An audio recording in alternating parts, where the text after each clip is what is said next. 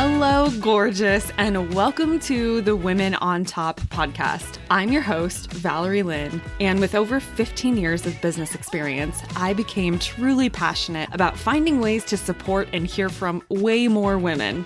And what we know to be true is that women thrive when they are in their favorite position, on top in business, in relationships, in personal growth, and on top in being real and authentic to who the hell they are. So I invite you to sit back and enjoy the Women on Top podcast.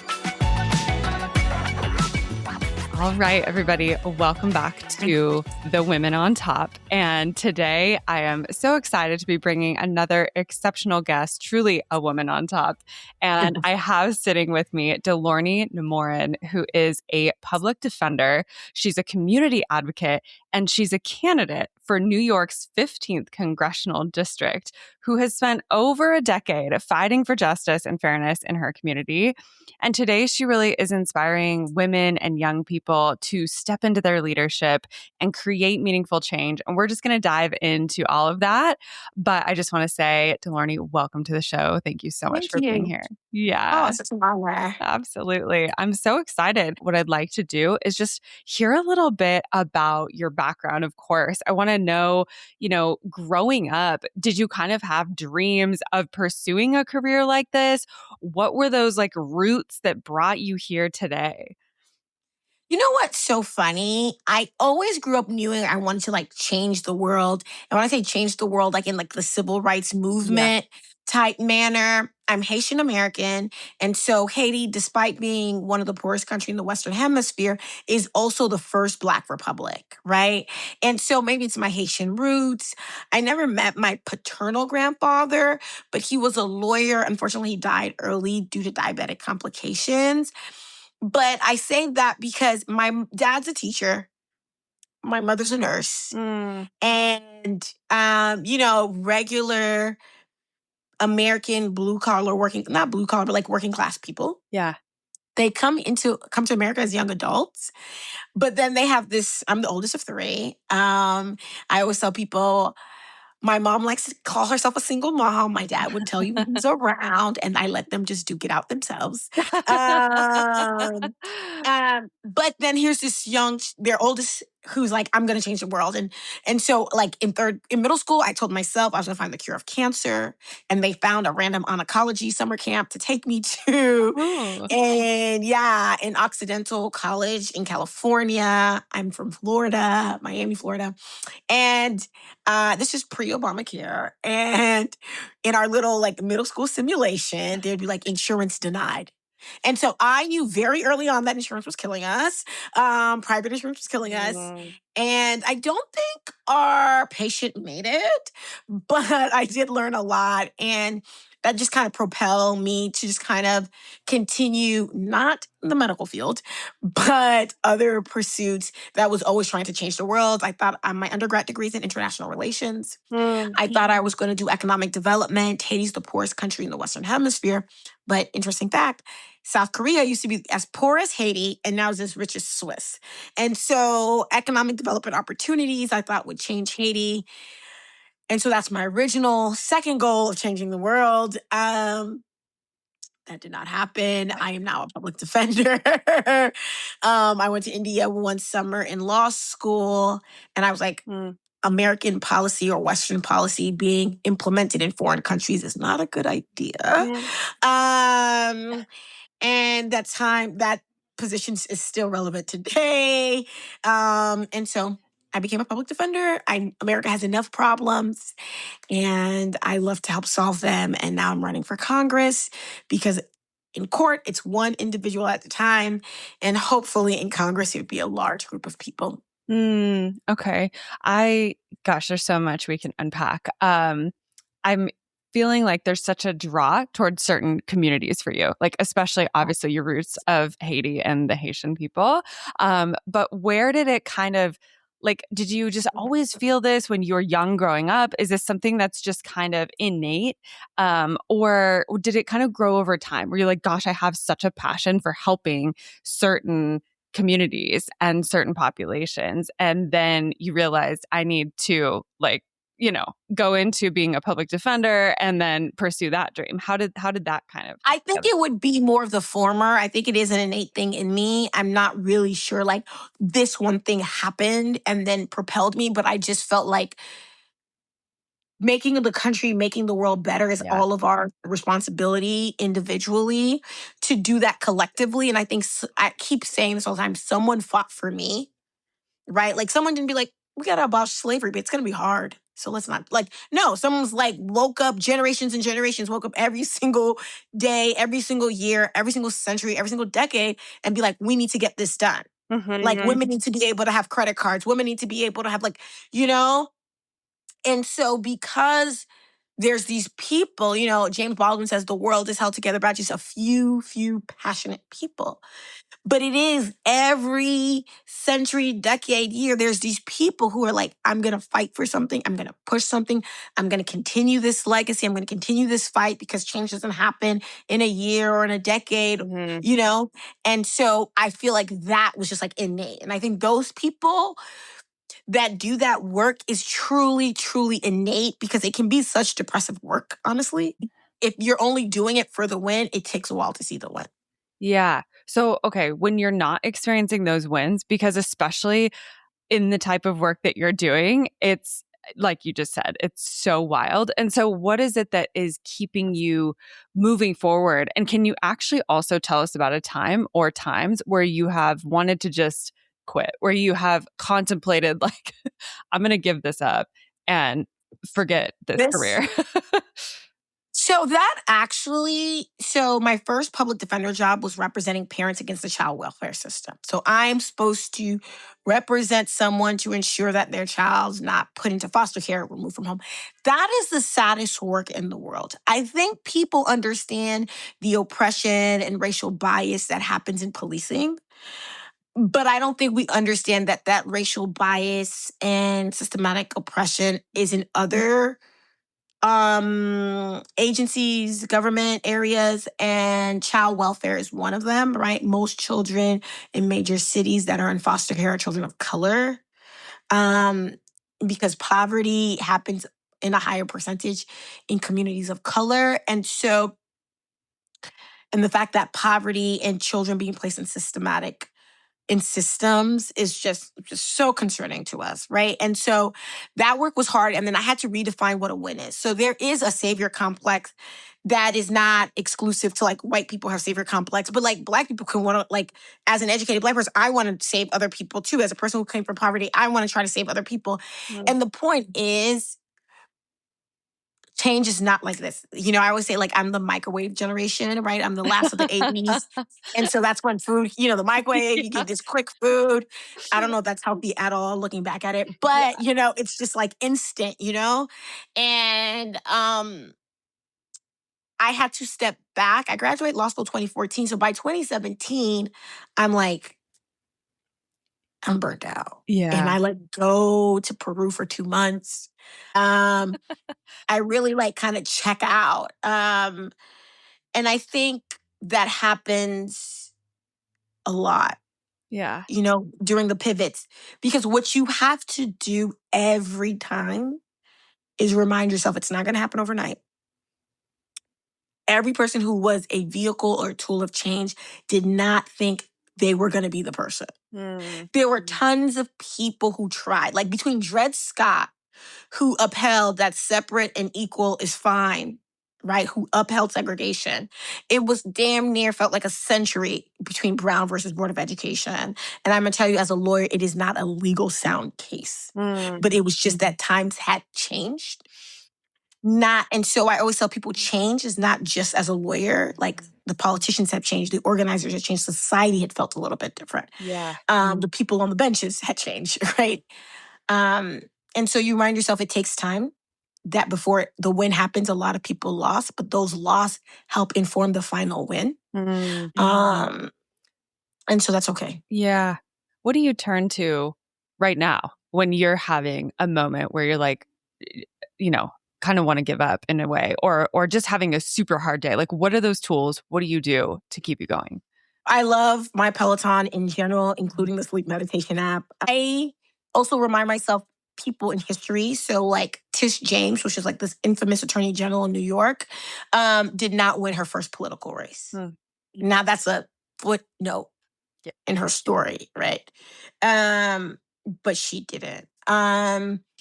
I think about all the people whose stories don't start off with a W, right? Because I think I'm a microwave generation. I think, well, of course I should. And I think it's okay to be like, okay, we're going to step back, because I think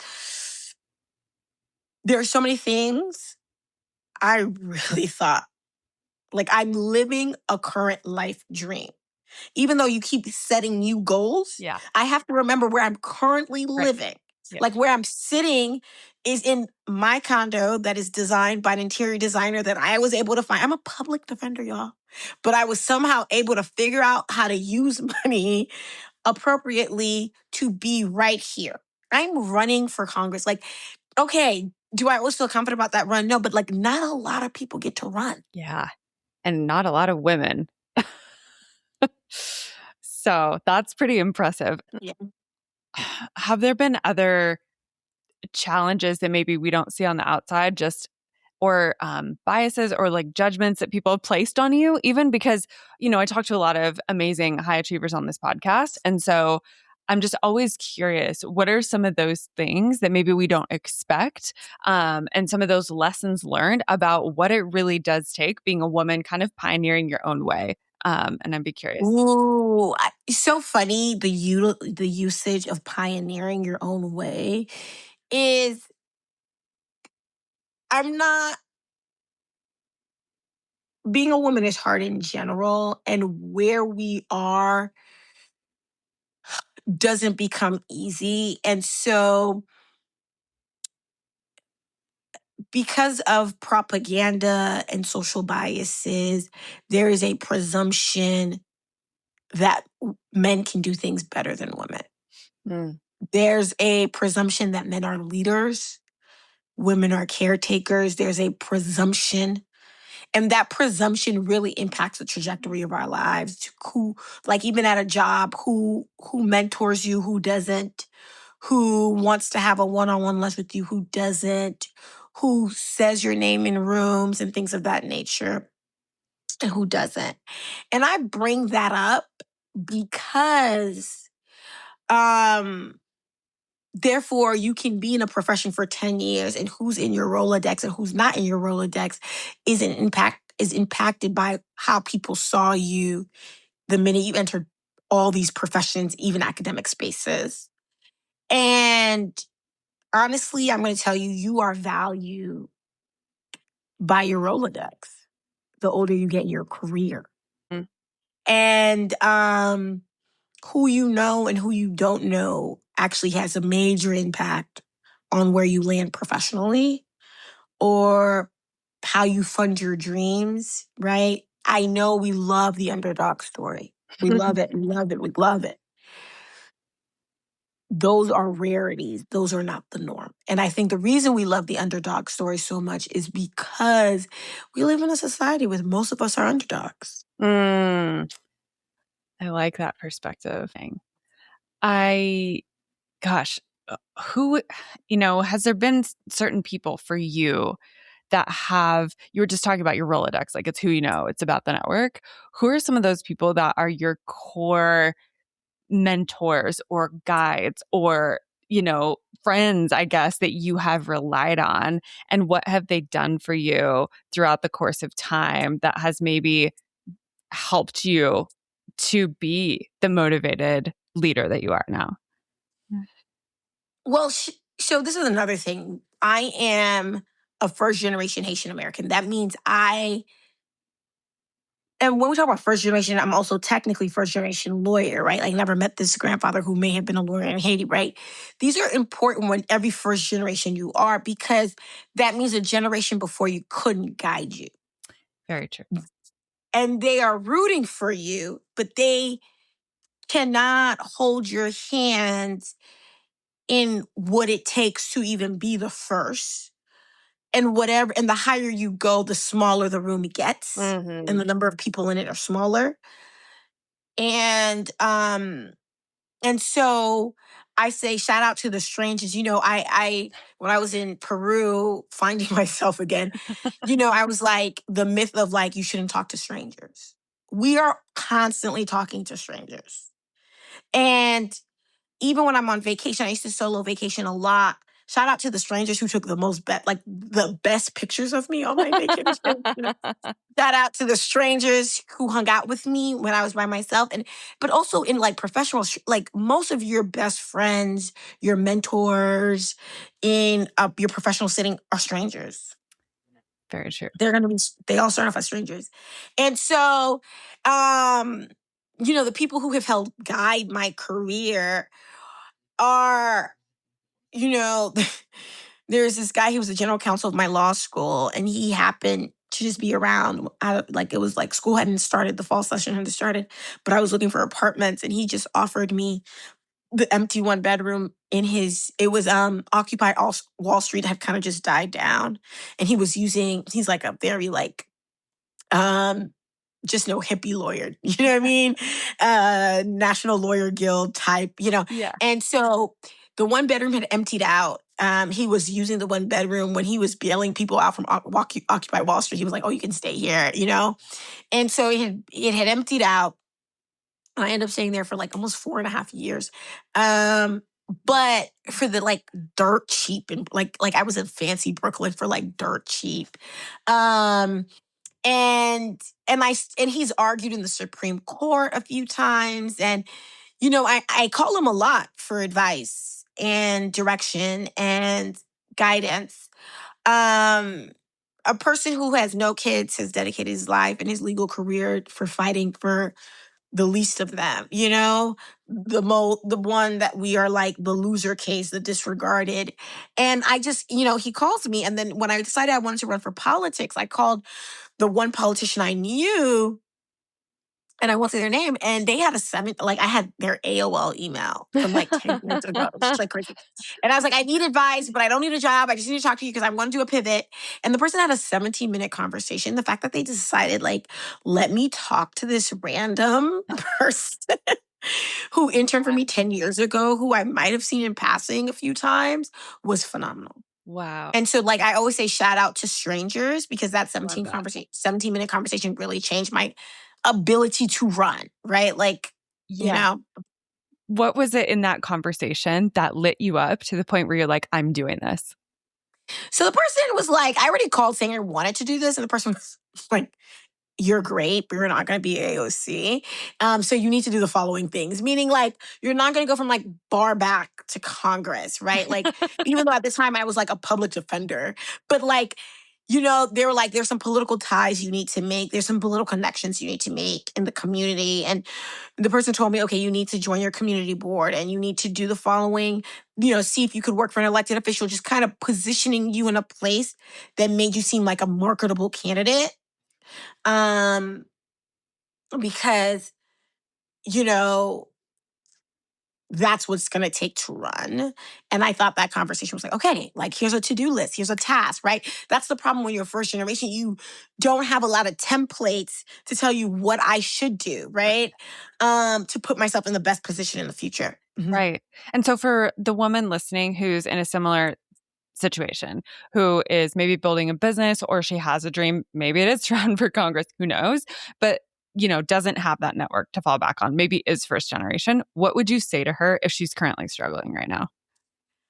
I would say to talk to strangers. And so like the way that you find said strangers is like reach out to people on LinkedIn. My friends have told me that they would get calls or get DMs on LinkedIn. People send messages. So don't be afraid to talk to someone who is not really in your network. But like if you went to, University of Chicago, then maybe you hit up anybody who's a University of Chicago person that is at the place you need. This politician was at my church. In addition to interning 10 years ago, I had seen her in passing because she was at this church I attended. And so those are any little connections. You'd be surprised because a lot of people are also first generation, right? Like, so AOC now is first generation Congress. woman, right? And so a lot of people have done it for the first generation. Maybe not enough, but enough that like, where are you? I'm born and raised in Miami, Florida, in a neighborhood called Little Haiti, where a lot of like Haitian migrants build roots. But when I picked a law school in a city I knew that I wanted would have a lot of connections. And so that's what brought me to New York. Is New York is a place where all of us talk to strangers all the time, and if you don't, you hate the city. If you don't want to talk to strangers, you're really going to be in a massive city and be extremely lonely. Um, and so to change that, you want it kind of it is upon you to go into networking spaces. And so, like, if you want to be a politician, there's all these boot camps for people who want to like run for office and women who should run for office. And so there's all these boot camps that you can also do. Let's just say, okay, I don't want to like email a random person on LinkedIn, like signing up for boot camp, signing for things that puts you in a circle, puts you in a collective to then like talk to people in that nature. I like that. Putting yourself in proximity, getting yourself kind of in the rooms, and then you kind of have to take it upon yourself to actually start making those connections, have the conversation. Just in all that you're doing, to me, politics is a little bit foreign because I have, that's not the work that I'm involved in. So I want to kind of just understand, like break it down for us a little bit of like, what does it mean to be running for Congress? Like are some of the big bodies of work that you would be working on if you were to get elected into that role? And yeah, just kind of give us a little bit of the behind the scenes, I suppose. So, like, Congress controls so much. Right. And that's why I feel like when people are like, oh, they don't do anything, nothing works, we desperately need it to work. Like, desperately need it to work. Right now, I heard the lines in TSA are wild because Congress controls the federal budget and they did not fund DHS, and TSA falls under DHS. So, how quickly you make it through TSA is a federal thing. If TSA pre-exists, is a federal thing. And so I tell people, I don't do government politics. Politics is doing you. How much taxes are taken out, how much taxes are kept in, and what is utilized with those taxes is a federal thing. And so it does, like, our government shut down for 40 days if people have forgotten because so much is happening. It's like whiplash. So our government shut down for 40 days for healthcare subsidy. So the price of your healthcare is a federal thing. And if you're like, well, I get Medicaid, that is a federal thing. I'm on Medicare, that is a federal thing. Yeah. So your healthcare in general is a federal thing. Yeah. And so the research that is available or not available for treatment around cancer, heart attack, all of that is federal research dollars. And so it's just wild. The air you breathe, how much pollution is allowed in it is a federal thing. How clean it is a federal thing. Universities get federal dollars. Pell Grant, Fed loans. Will I pay things cash? How much cash you have to pay things is all federal things. Minimum wage, federal thing. And so I say that because the federal government impacts every sliver of our lives. And is that what motivated you to say, I have to run for Congress? Like, what is the thing? What was the turning point? That I'm a lawyer, which is a very, very, very, very, very powerful tool that feels very, very limited right now. Because the way you change the world, the way you change the country, the way you change anything requires multiple different parts. A law degree is just one part, and the courtroom in general, which is what I use my law degree in, is just one part in general. And when there are times where the law is just not enough and we need organizers and politicians to do stuff, I understand the feeling like, oh my God, it can't get better. Like, Valerie, I get it. I get it. It's a mess. It's a mess. But it can get worse. And I think if you was like, I'm going to check out, I don't like Biden, okay. I don't like Kamala, okay. I don't like anyone, I'm not voting, okay. How you doing? What's your price of gas? Yeah. How's it going over there? Right. I like what you said. Like, it can get worse. That's a good motivation that I haven't heard it put in perspective like that. And I'm sensing that's also a big piece of your fuel, that things might get worse, and that you feel this like sense of duty to your country, to people, to really try to make something better. You're going up against like the biggest battles ever. And that's why I was kind of asking you the questions at the beginning about how do you restore your energy? Where are you getting this motivation? Because I can't imagine having to get up every day and face some of the things that you're going up against, quite honestly, with this role. And maybe that sounds like really weak of me, but I do feel as though like people, that's why they get burned out, right? Like that's in any. No, Yeah. no, I'm going to tell you, Valerie, this is hard. Like, if it wasn't for my therapist, if it wasn't for my psychiatrist, I am a survivor of sexual assault. At 15, got pregnant by my assaulter, had to get an abortion, came to New York Oh my for that gosh. abortion. And when you say, what do I go back to? I go back to my own testimony that I survived something so hard. Yeah. And I have a beautiful, like if I'm not running for Congress or trying to change the world, in between that, I love summers in Italy. I love Michelin star restaurants. I love every chef that has been on Top Chef. Okay. I love road trips. I love to take beautiful pictures. I'm a girl's girl, right? But every now and then I embark on something hard that is life-changing, that is fueling me. And then that hard thing becomes eventually easy. You are meeting me as a first-time candidate less than 100 days before the election, and I'm nervous about burnout already. And I'm... And the thing about when you get older, so when I was 15 and that happened to me, I was like, I don't want to be a person who has a jaded life. You know, I felt like adults get so jaded, yeah. And I was like, I don't want to be jaded. I want to still be a very optimistic person. And I want you to know people who do hard things are optimistic because they know it's hard, but they believe they can get it done. And that requires a level of optimism. To be a pioneer requires a level of not only courage, but there's a hope that is like Obama's book, The Audacity to Hope, is truly about this unrealistic level of optimism. But Obama lost his first race against Bobby Rush. He lost it. And I say that because right now, I have this in life, the older you get, the best part of it is also when you're not jaded, is that you know it's not the end of the world. And so, because you know it's not the end of the world, a step back or or even a failure is just honestly part of the process. I see myself as a successful person. That does not mean I have not failed along the way. Yeah.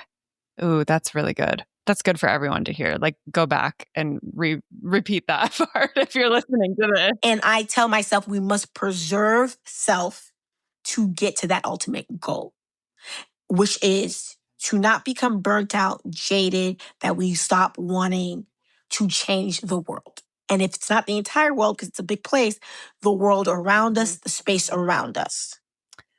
I love that. I hope people heard that we must preserve self in order to change the world, basically. And that is so powerful to hear. I mean, especially for what you're doing. I'm listening to you and I'm just thinking, what an amazing experience that you get to do this, that you get the opportunity to run for Congress, no matter how wild and hard. But to so many, they would put you on a pedestal and say, you've done it. You've achieved success. You are a public defender. You have all of this. And I guess I'm just wondering, now looking back at that younger version of you that went through something that was so, so hard, what would you tell her now?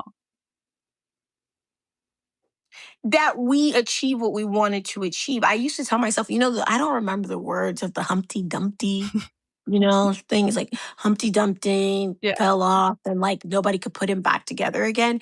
And it was really important that I felt whole after that experience, that I felt whole, that I became whole, because I am the middle schooler who wanted to find the cure of cancer. And I want to remain that person who is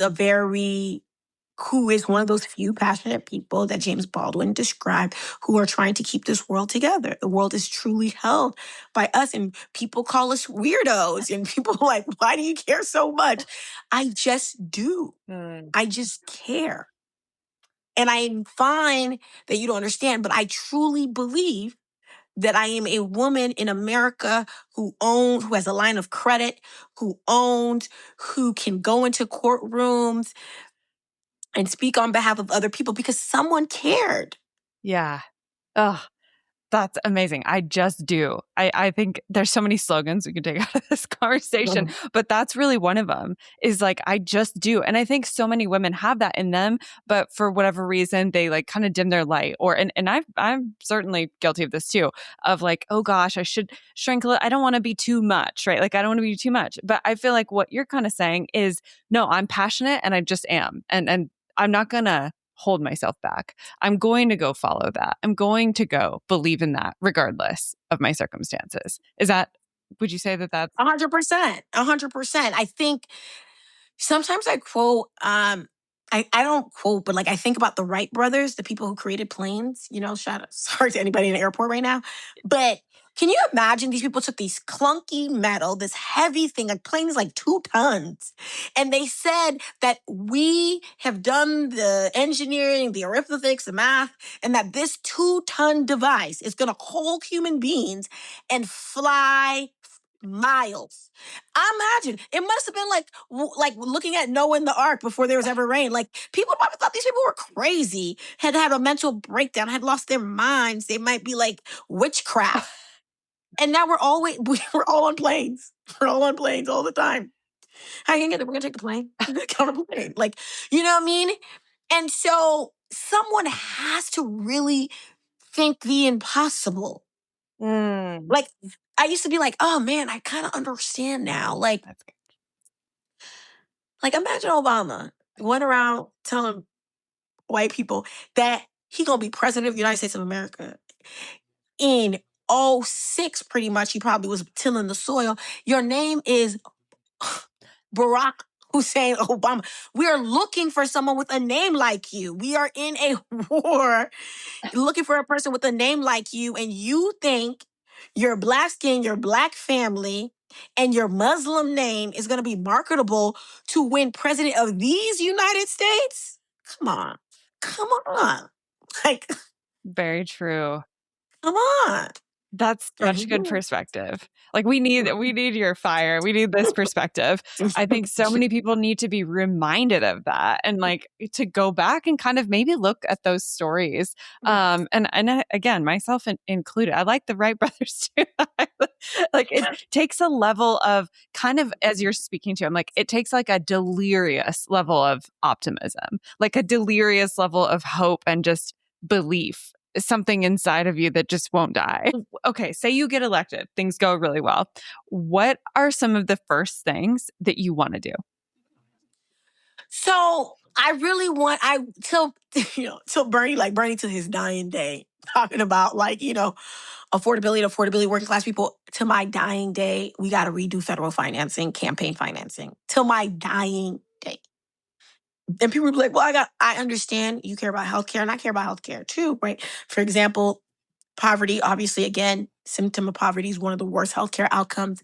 I'm pushing for Medicare for all, but like, if things are happening incrementally, I do think that my community, for example, would desperately need doctor visits on Saturday and Sundays. And to incentivize people who take Medicaid to have doctor visits on Saturday and Sunday, we need to pay them a Medicare differential. Now, why does the federal government decide old people get paid a higher reimbursement than regular people and children? I have no idea, but it does. And it would be nice to have doctor visits that were like from 5 p.m. to 9 p.m., right? That was consistent with working class people, so I wouldn't have an emergency room that is busting at the seams. And let's be honest, people with good insurance know it takes like 3 months to just get a primary care visit, if not more. So there's like healthcare things. I also think the age of the first time home buyer in the 90s used to be 28. Now the age of the first time home buyer is 40. Many of us in major cities, that includes major cities, because most people are paying rent prices that are mortgage prices. Yeah.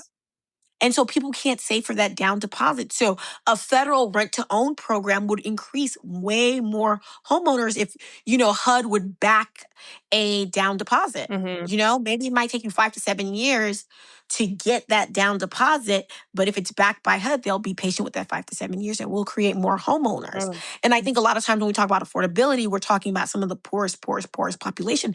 But we need to have a realistic conversation that middle class is dying and that we need to be talking about middle class issues when we're talking about an affordability crisis. And we have to be honest about how do we get more homeowners. I know people who are doing well, but their children can't move out. They're not doing that well. I don't even know where you begin with some of those things. So, I definitely see them happening, right? And gosh, the affordability, like you said, of housing and of course medical, like we've all kind of experienced, and I think it's universal. Like honestly, no matter who you're for, we've all experienced this on some level. I wonder for you, this is kind of a different question, a little bit left field, but have you lost friends or family because of your beliefs and what you stand for? Have people been like, gosh, I don't subscribe to that, I actually am Republican, or I actually do believe in these other things? And have you lost some people along the way? I have lost people along the way because I am a very passionate person, and maybe you don't want to talk about affordability in the government all the time, yada yada. And so I have seen people kind of like disappear out of my life, but I have not taken it personal. I gotta tell you, I got a beautiful life. I got beautiful friends, more than I can hold sometimes. I take friendship I always tell people my parents were good friends to their community. And so therefore I'm a very good friend to my community. I take community very, very, very serious. I think if anything, it will kill you at the end of the day. It is not failure. It's not disappointment. It is loneliness. Yeah. Yeah. And so friendship and family is super important to me. And so when people choose not to be my friend or choose not to be in my community, I don't take it too personal as long as I know they're in community elsewhere, right? Because there's 8.5 million people in the city I live in, find your people, find your village. Yeah. It don't need to be like, I'm not a crazy, like everyone needs to be my friend, honey. No, they don't. I like that. We need that reminder. No, they don't. There's billions of us out there, right? You are just you have such a fire, and I'm a little envious. And I was just thinking about how, especially as women, I don't know, we talk about this thing called imposter syndrome. And I wonder for you, do you ever experience that? Do you ever feel like, gosh, I walk into a room and I have this sense of, whether it's imposter syndrome or not, whatever you want to name it, do you ever feel that? Like I went skiing once with my ex, and we were so late, so we didn't take the ski lessons, and he thought we just can get on the slope, and I had a total meltdown. They had to stop the thing and for me to jump off and encourage me to jump off. And these 2 9-year-olds like, do you want me to teach you? We've been skiing forever, because they have. They have been skiing forever. But not me. I'm already scared of this thing, right? And so there are moments where like I do criminal appeals. English is my second language. Writing Black attorneys, even if you're born in this country, it's like math. They're told that they don't write as well as their white counterparts. And criminal appeals, even in the defense space, is a predominantly white space and is considered the smart, nerdy attorneys. And I was like, of course, that's not me, right? I don't even, my English is not the best in regards to the grammar kings, the grammar Nazis, they like to say. And so my first year at my criminal appeals job, I was in this perpetuate state of anxiety until I realized, oh, actually, your white counterparts don't write better than you. You're actually just as smart as them. The voice that's telling you you're not is a lie. Your questions are on point. Your research is accurate. You can do this job.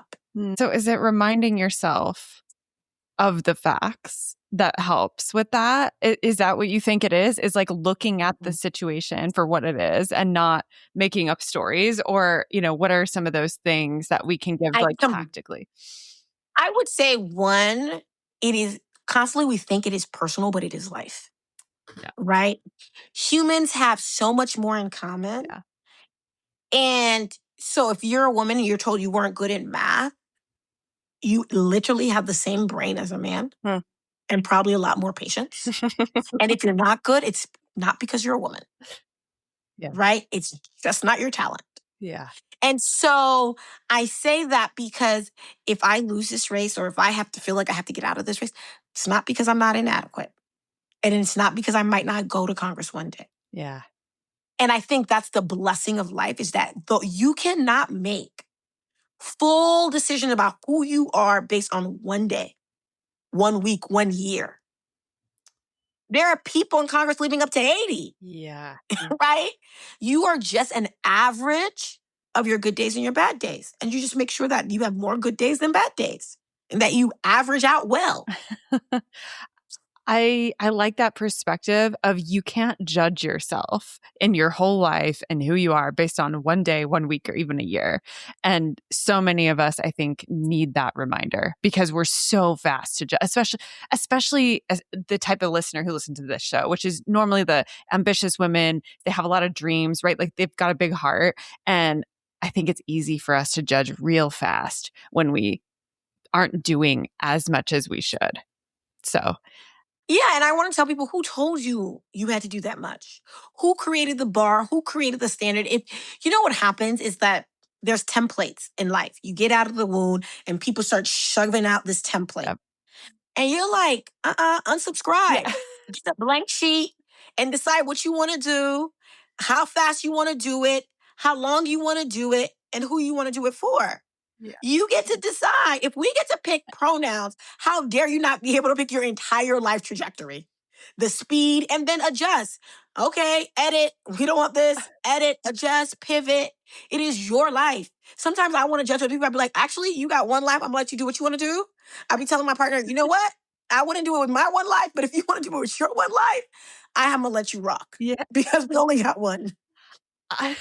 Mic drop there. Like, I don't even know. I feel like we can't really quite top all of that. You can choose pronouns. You can choose what you want to do for your whole entire life, for your one wild life, right? That is brilliant. I'm so glad that we were able to connect today.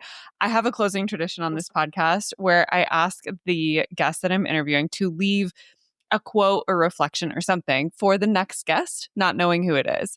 So what I'd like to do is read what was left for you and then give you the opportunity to share something. And it doesn't have to be, everyone always goes like, oh my gosh, but it can be whatever you want it to be, whatever's on your heart today. But the quote that was left for you, and it's short but powerful, is your confidence doesn't come before visibility. It comes because of it. And I loved that. I love how she said that in that order.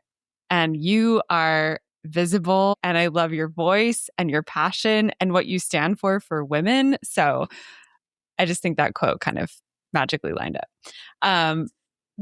What's coming to you that you might want to leave for the next? Oh my gosh. Okay, I would say I think it's an Isaac Newton quote, but if I have seen further, it's because I'm standing on the shoulder of giants. And I think that is important because even though women on top need to know it is because other women have done work for you to be on top, right? Just to be able to be if you went to a college that was integrated, a woman had to fight for that. If you have a line of credit, a woman had to fight for that. The country had to fight that. People had to fight for that. And so if you have gone as far as you have gone, it's because someone else created a pathway for you. And so I have only seen further because I am standing on the shoulder of giants. So I'm just trying to get it further and pass the baton to someone else. Yeah. Who will take it even further than me. And so that is how I want to leave that person is no need to reinvent the wheel. We're just making it better, so we can go faster. We can last longer. And so, yeah. I love that. That's such a great quote too, by the way. I've heard that and it's good to hear it again. I think that's a good reminder too, that we also get to be the shoulders for somebody else to stand on. And so I think that's a perfect way to end this episode. And I just want to say again, thank you. You have been, gosh, you have so much energy. If I could just borrow like 5% of your energy, I would be so happy. And I love that other women get to look at you as proof of what's possible for themselves. So thank you so much for being here. It's been truly an honor. Thank you for tuning into the show today. And before you go, I just have one quick favor to ask of you. There is a really simple way that you can help support me and help support this show, and that is to hit that follow button on whatever app you're listening to the show on. I'm trying really hard to level up the content and deliver unique value and amazing guests, and just hitting that follow button is the magic that will help continue to empower that. And remember that the world deserves to hear your voice and your stories, and you deserve a place at the top.